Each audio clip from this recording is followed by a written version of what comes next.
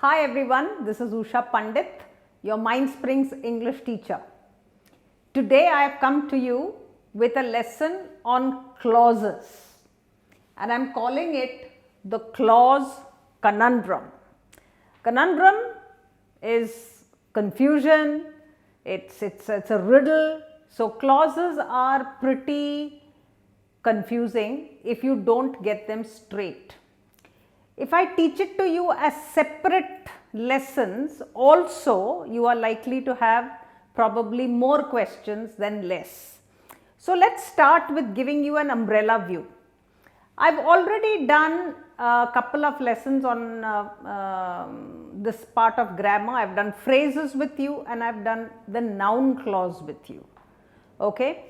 So taking off from the noun clause, today we are going to look at adjectival and adverbial clauses, but more important than that, I want to talk to you about the connections between these clauses and how they confuse you because of certain aspects.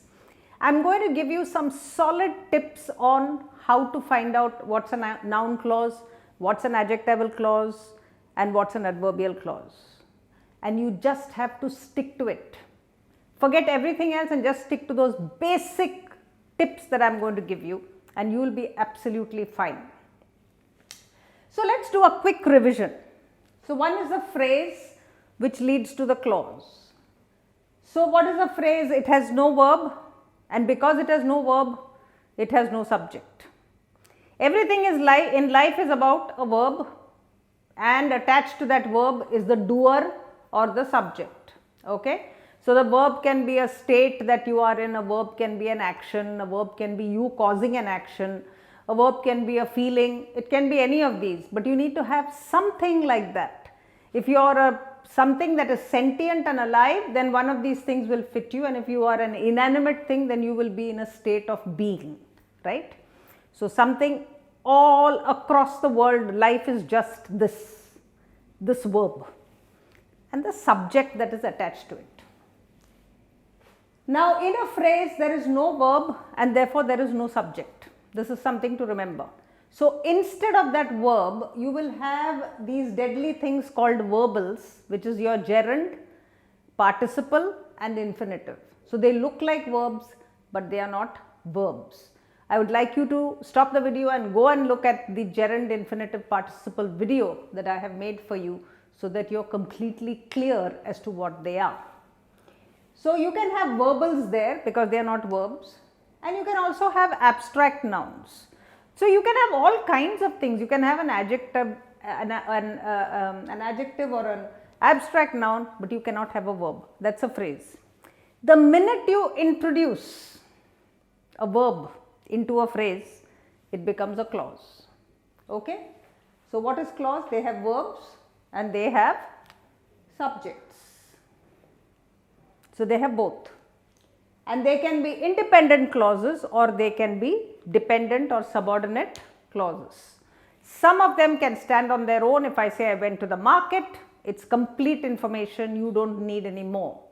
But if I came and gave you a subordinate clause like when I went home, after I returned from school, if I do things like that, then those are half meanings or half phrases, and they need something else to make them stand or to give you complete meanings. Okay. So that's a clause. There's a big, like I'm just giving you the kind of an umbrella view of a clause. So that's phrase and that's clause. Let's look at a sentence. So suppose I say the girl in the pink dress is my sister, then this is a sentence. Now this one, the girl is my sister, is what I'm actually trying to tell you. Right? The girl is my sister is a complete sentence. It is what you call the independent or the main clause because it stands on its own. Now you've got this in the pink dress that has no verb. So what is it? It's a phrase. But if I add a verb to it, what did I tell you? If you add a verb to the phrase, it becomes a clause. If I write here who is, the girl who is in the pink dress is my sister, the who is in the pink dress becomes a clause. Now if I just say who is in the pink dress, it doesn't make any sense. So therefore, it's a subordinate clause. And what is it? What is it doing in the sentence? Remember, the most important thing in every sentence when you look at is this word, function. All parts of speech, whatever you do in grammar, everything has got to do with function of the word. So what is the function of this phrase in the sentence? It is telling you something more about the girl. So what question are you asking? You are asking, if I say the girl is my sister, you will say which girl? Suppose there are 3 girls standing there. You say which girl? And then I tell you the girl who is in the pink dress. So that becomes an adjectival clause because it is describing the girl. What is the girl? The girl is a noun, right? So this is your, I am just giving you basics of how phrases become clauses. What have we done? We have just put who is, and it has become a clause. Now the minute you see who or which, you cannot jump and say, I know that's an adjectival clause. Or if you see certain words like why, when, you can't jump and say that's an adverbial clause. You shouldn't do that. Although when children are very small, we give them simple sentences with which and where and when in those sentences. Ideally, that is not the way to identify clauses. The ideal way to identify clauses is to do this, pandas of phrases and clauses. If you put a question what to the verb, the answer that you get is a noun phrase or a noun clause. If you have no verb, it's a noun phrase. If you have a verb, it's a noun clause. It is as simple as that. So what do? You ask the verb what, and the answer that you get, the entire answer that you get is going to be either a noun phrase or a noun clause. Okay?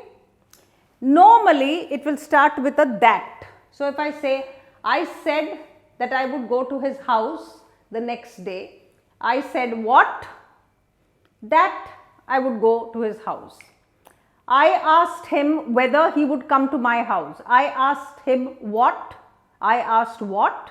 Whether, that whole thing, whether he would come is a noun, whether he would come. Can you see the would come there? And therefore, it's a noun clause. If I say I asked him to come, then that to come is an infinitive. It's not a verb. So, it will become a noun phrase. I asked him what? To come to my house. No verb, phrase. Verb, clause. This is it. Now, it's not something that is going to happen automatically because I am saying this to you. You will have to practice a little bit. Always check if it has a verb. That's the most important thing, okay? And then ask this question what to the verb directly. Direct answer that you get is either a noun phrase or a noun clause. Now to that verb, if you ask what and you don't get an answer, but you ask when, where, why, how, on what condition, despite what, all of these questions, these lots and lots of questions that you want, you ask the verb, and if you get an answer, it is most likely that it's an adverb phrase or an adverb clause. It's an adverb phrase if it has no verb. It's an adverb clause if it has a verb. Simple. Check for the verb. If there's a verb, it's a clause. And what are the questions? These are all the questions that I am asking: when, where, why, how, on what condition, despite what, all of these questions, complicated questions. If it gives me an answer, I know it's an adverbial clause of one of these. So the adverbial clauses, when I teach you, I say M, P, T, 3 C's and an R. So what is this? Manner, place, time, CCC, condition, concession, consequence. Okay. In another video, I put this for you and you can definitely look at it. And then you've got R, which is the reason. So these are all adverbial clauses. Adverbial clause of manner, adverbial clause of place, of time. So, you will ask manner, you ask how, place you ask where, time you ask when, condition you ask if what or what if, concession you ask although what, and consequence you ask so what, and then reason you ask why. So, if you ask all these questions, you are going to get an adverbial clause. So, just remember this acronym and you will be fine. Now, when you ask these questions, the answer will be an adverb phrase or an adverb clause, and the questions there are when, where, why, and the conjunctions also are probably going to be when, where, and because. You won't get a why, you will get a because when you ask the question why, the answer is because, right. So, your conjunction is likely to be a because. If I ask the question how, the answer is going to be how, as if. If I am going to ask despite what, the answer is going to be although. So, you will get these conjunctions coming in and you realize that it could be an adverb clause, but do not blindly look at this, okay. The most important part is not this, but this. What question are you asking to which verb, whether you are asking it to a verb or you are asking it to a noun. Now, your adjective, what is your adjective? It tells you something more about a noun, isn't it? It is a describing word and it describes nouns. That is the function of an adjective. So, you do not do anything with the verb. Whenever you want to find an adjectival phrase or clause, your questions must always be directed at the noun, because the adjective is connected to the noun. So, you ask the noun certain basic questions like who, whom, which girl, who to the noun. So, if you ask my sister, who is. So, if you ask who, then you are likely to get an answer which is an adjectival phrase or an adjectival clause, depending on whether. Now, in a phrase, let me tell you this also, in an adjectival phrase or in an adverbial phrase, they often start with a preposition. That is why you are not getting a direct answer. So, when you say the girl in the pink dress and I ask which girl, can you see the in there? It starts with a preposition at the beginning of the sentence. So, these prepositional phrases turn into adjectival, okay. Just remember, see the complications of English grammar. If you understand them, then it is very easy. If you do not understand them, you are in trouble. So, they are normally prepositional phrases that double up and become adjectival phrases because they have an adjectival function. So, one is the way it looks and the other is what it does, what actions these words do in a sentence. So, function is the boss. It can look like anything, but the function is that of an adjective. So, you get an adjectival phrase. So, these are some of your clues on how to identify the adjectival phrase and clause, the adverbial phrase and clause, and the noun phrase and clause, okay. Why am I teaching you all this together? So that you can see the whole thing. If you do it separately, you are likely to forget what you did earlier. If you watch this video several times and use it as study material, you are likely to understand all your phrases and clauses together. What's a phrase? No verb, no subject. What's a clause? Verb and subject. That's it. That's all you need to remember.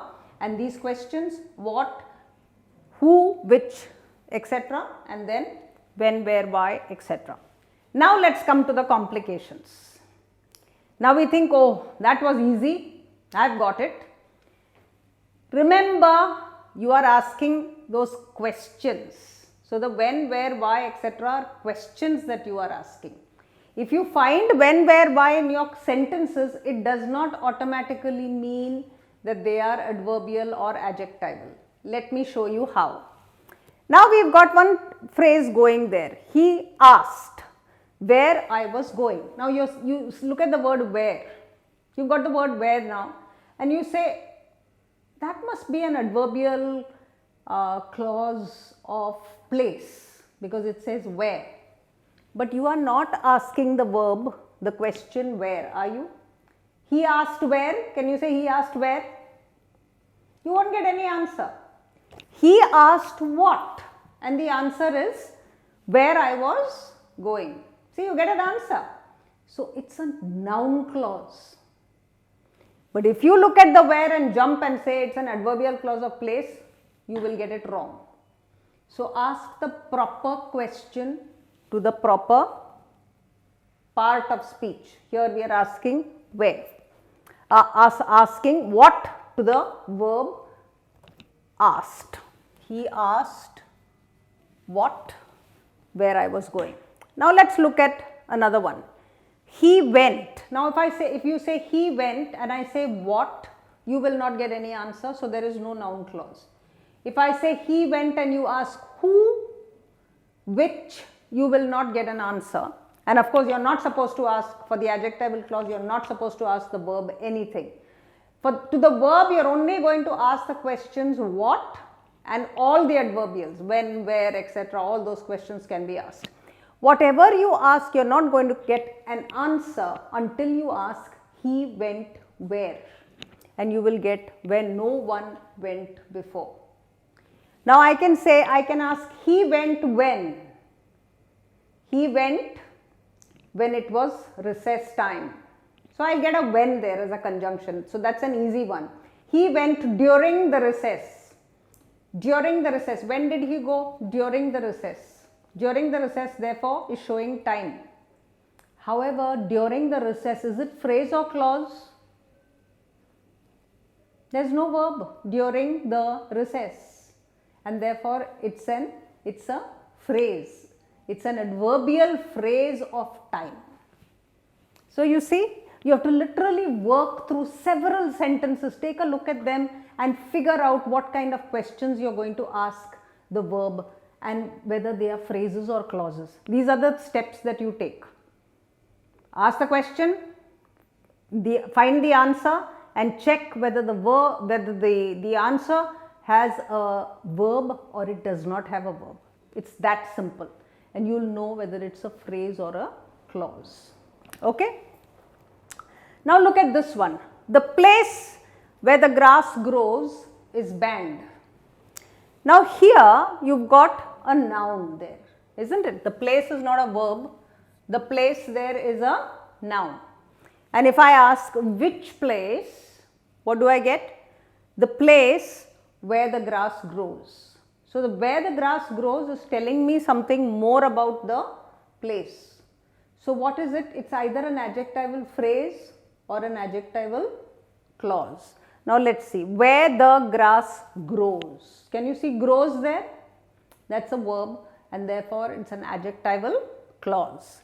So, what is the main clause or what is the independent clause? The place is banned. Which place? Where the grass grows. Adjectival clause, subordinate clause. So, it's very, very easy if you work through the sentences. Okay, let's do one more. I told him why I was sad. Now, see, you look at why and say, oh, yes, that's the adverbial clause of reason because there's a why sitting there. But you cannot ask why to told. I told why. I told him why. Will you get why I was sad as the answer? No.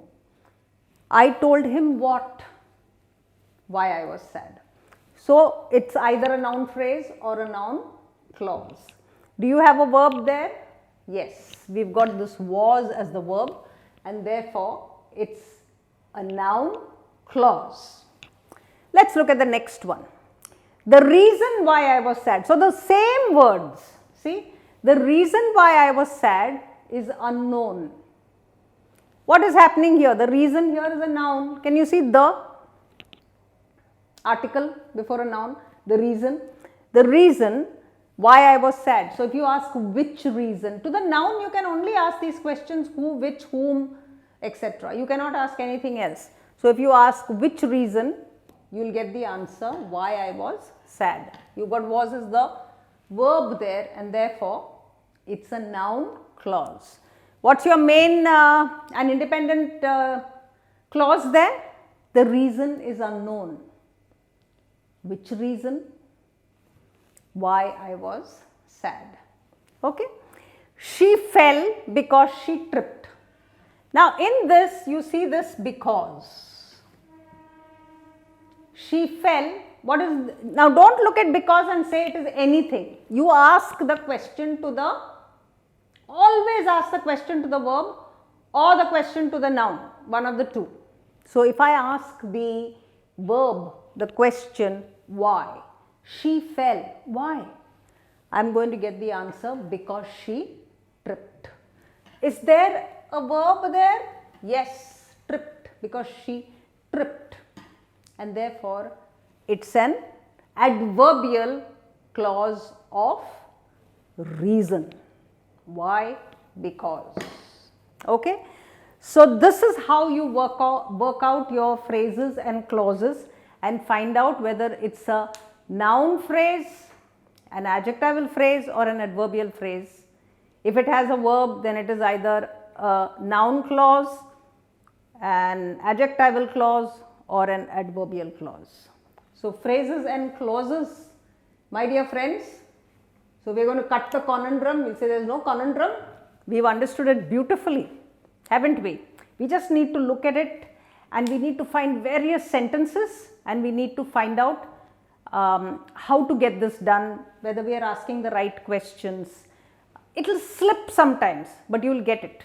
Also be very careful of these verbals.